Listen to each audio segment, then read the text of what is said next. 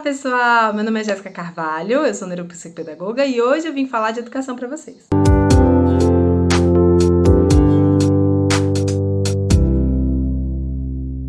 O tema de hoje é o uso do não. Como é que é esse uso do não? Será que eu posso falar não pro meu filho? Vai causar o trauma? Ah, ele só fala não, sabe por que ele fala não? Porque você fala muito não para ele, então é por isso que ele fala não. Como é que é isso? Eu vou dar uma explicação científica para vocês do uso do não, né? E da forma como você deve usar esse não. Não é para ser dito, tá? O não é para ser dito. Não é que não é para ser dito. É para ser dito. É para você dizer não para o seu filho. É extremamente importante você ensinar os limites e você ensinar o que pode e o que não pode desde que eles são bebezinhos. Não é errado, gente. Você tem que usar essa palavra e você tem que não só usar essa palavra, né, mas ensinar o sentido dela. Mas por que às vezes você tem que ajustar... Peraí que passou um carro. Mas por que às vezes você tem que ajustar a sua expectativa quanto a esse não?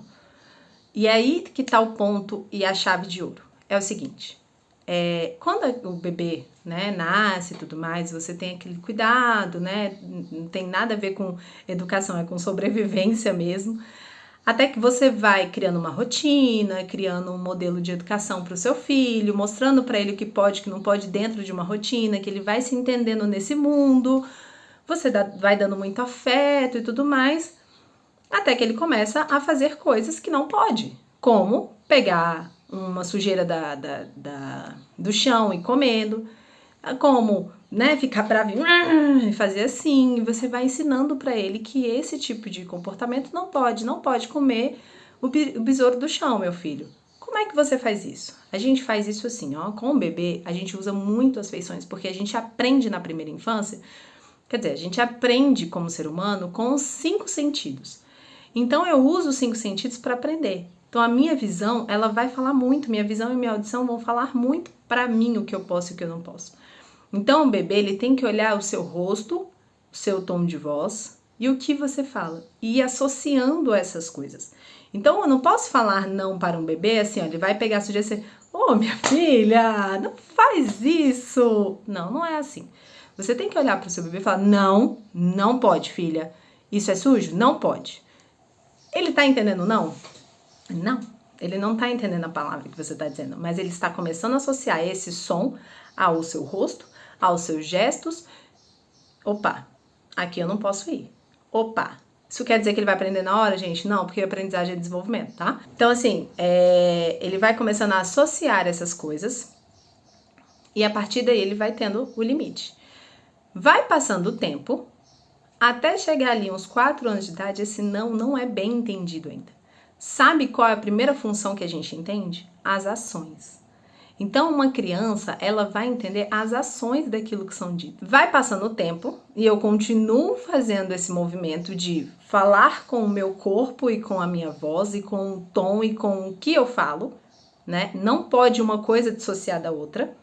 Então, quando eu tô feliz, quando eu tô triste, quando eu tô brava, eu tô brava. Eu tenho que mostrar muito bem separadamente esses sentimentos para eles, até para eles entenderem o que eles fazem. E aí, a gente pega, ele vai crescendo e ele vai tendo a função de entender as ações. Então, o seu filho vai entendendo a ação. Sabe aquela coisa de você falar assim, no marketing tem muito isso, você fala assim, ó, não pensa numa árvore rosa, uma árvore bem rosa, não pensa. Qual a primeira coisa que o seu cérebro faz? Ele pensa na árvore, ele pensa na cor rosa, e aí ele junta e aí ele fala, não pensa, peraí, que eu tenho que reverter isso. Então você percebe que é uma função maior do que a ação? Você tem que pensar mais para não pensar em algo? Não pensa na Bíblia. Primeira coisa que vem escrito na sua cabeça que vem Bíblia. Então é uma função maior você não fazer isso. Com criança é do mesmo jeito.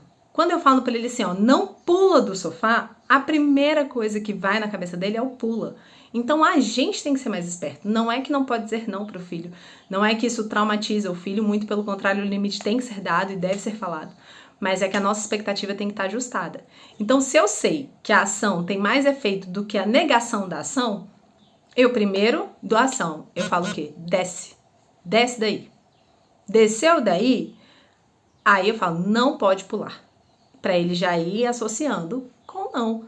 Porque tem hora, gente, que não dá tempo. E nem tempo de pensar. Tem hora que você vai falar, não! E aí o não é para dar aquele susto, porque o não tem sentido também.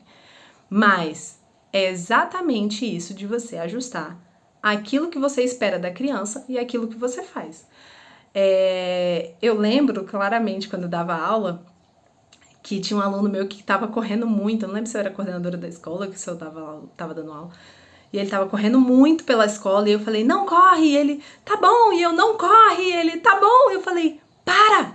Aí ele, tu parou? Eu falei, meu amor, tô falando pra você não correr. Aí ele, tá bom.